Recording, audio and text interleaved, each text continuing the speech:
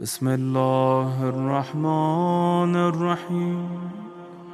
السلام عليك يا أبا عبد الله، السلام عليك يا ابن رسول الله، السلام عليك يا خيرة الله وابن خيرته، السلام عليك يا ابن أمير المؤمنين وابن سيد الوصيين، السلام عليك يا ابن فاطمة سيدة نساء العالمين، السلام عليك يا ثار الله وابن ثاره والوتر الموتور، السلام عليك وعلى الأرواح التي حلت بفنائك، عليكم مني جميعا سلام الله أبدا ما بقيت وبقي الليل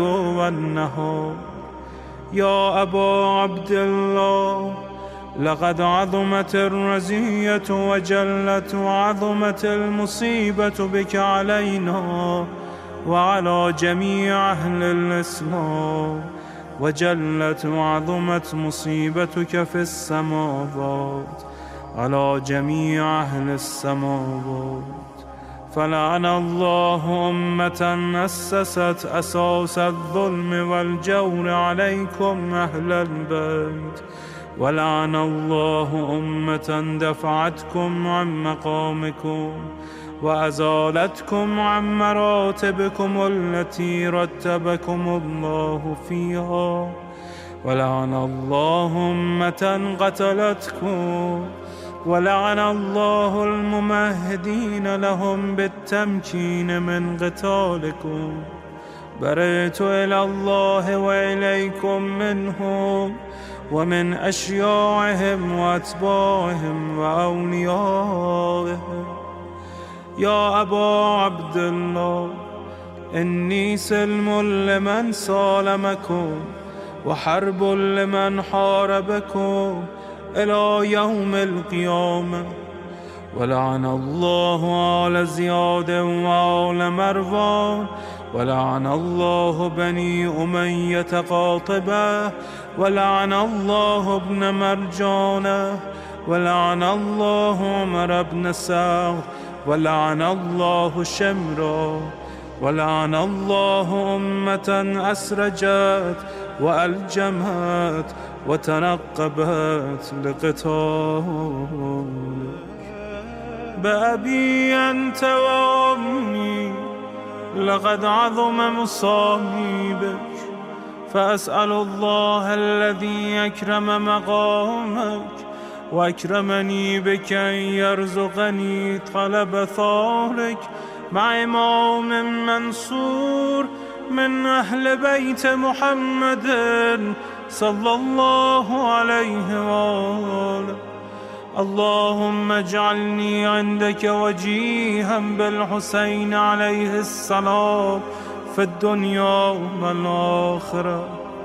يا أبا عبد الله، إني أتقرب إلى الله وإلى رسوله وإلى أمير المؤمنين وإلى فاطمة وإلى الحسن وإليك بمضالاتك وبالبراءة ممن قاتلك ونصب لك الحرب، وبالبراءة ممن أسس أساس الظلم والجور عليكم.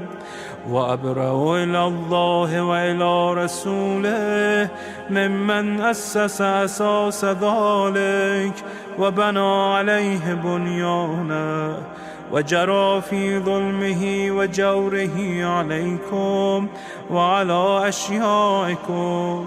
برئت إلى الله وإليكم منهم، وتقرب إلى الله ثم إليكم بمضالاتكم ومضالاة وليكم، وبالبراءة من أعدائكم والناصبين لكم الحرب، وبالبراءة من أشيائهم وأتباعهم. إني سلم لمن سالمكم وحرب لمن حاربكم وولي لمن والاكم وعدو لمن عاداكم. فأسأل الله الذي يكرمني بمعرفتكم ومعرفة أوليائكم ورزقني البراءة من أعدائكم أن يجعلني معكم في الدنيا والآخرة، وأن يثبتني عندكم قدم صدق في الدنيا والآخرة. وأسأله أن يبلغني المقام المحمود لكم عند الله، وأن يرزقني طلب ثاري مع إمام هدى ظاهر ناطق بالحق منكم. وأسأل الله بحقكم وبالشأن الذي لكم عنده أن يعطيني بمصابي بكم أفضل ما يعطي مصابا بمصيبته، مصيبة ما أعظمها وأعظم رزيتها في الإسلام وفي جميع السماوات والأرض. اللهم اجعلني في مقامي هذا ممن تناله منك صلوات ورحمة ومغفرة. اللهم اجعل محياي محيا محمد وآل محمد، ومماتي ممات محمد وآل محمد. اللهم إن هذا يوم تبركت به بنو أمية وابن آكلة الأكباد، اللعين ابن اللعين على لسانك ولسان نبيك صلى الله عليه وآله. في كل موطن وموقف وقف فيه نبيك صلى الله عليه وآله. اللهم لعن أبا سفيان ومعاوية ويزيد بن معاوية، عليهم منك اللعنة أبد العابدين. وهذا يوم فرحت به آل زياد وآل مروان بقتلهم الحسين صلوات الله عليه. اللهم فضاعف عليهم اللعن منك والعذاب الأليم. اللهم إني أتقرب إليك في هذا اليوم وفي موقفي هذا وأيام حياتي بالبراءة منهم واللعنة عليهم وبالموالاة لنبيك وآل نبيك عليه وعليهم السلام. اللهم لعن أول ظالم ظلم حق محمد وآل محمد، وآخر تابع له على ذلك. اللهم لعن العصابة التي جاهدت الحسين وشايعت وبايعت وتابعت على قتله. اللهم لعنهم جميعا.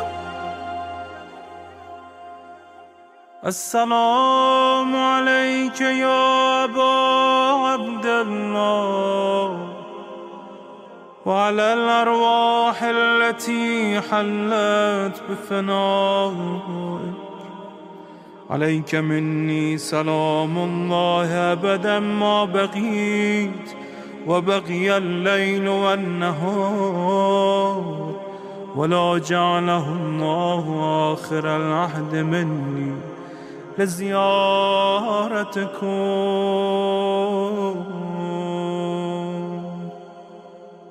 السلام على الحسين وعلى علي بن الحسين وعلى أولاد الحسين وعلى أصحاب الحسين. اللهم خص أنت أول ظالم باللعن مني وابدأ به أولا، ثم العن الثاني والثالث والرابع. اللهم العن يزيد خامسا، والعن عبيد الله بن زياد وابن مرجانة وعمر بن سعد وشمرة وآل أبي سفيان وآل زياد وآل مروان إلى يوم القيامة. اللهم لك الحمد حمد الشاكرين لك على مصابهم. الحمد لله على عظيم رزيتي. اللهم ارزقني شفاعة الحسين يوم الورود، وثبتني قدم صدق عندك مع الحسين وأصحاب الحسين الذين بذلوا مهجهم دون الحسين عليه السلام.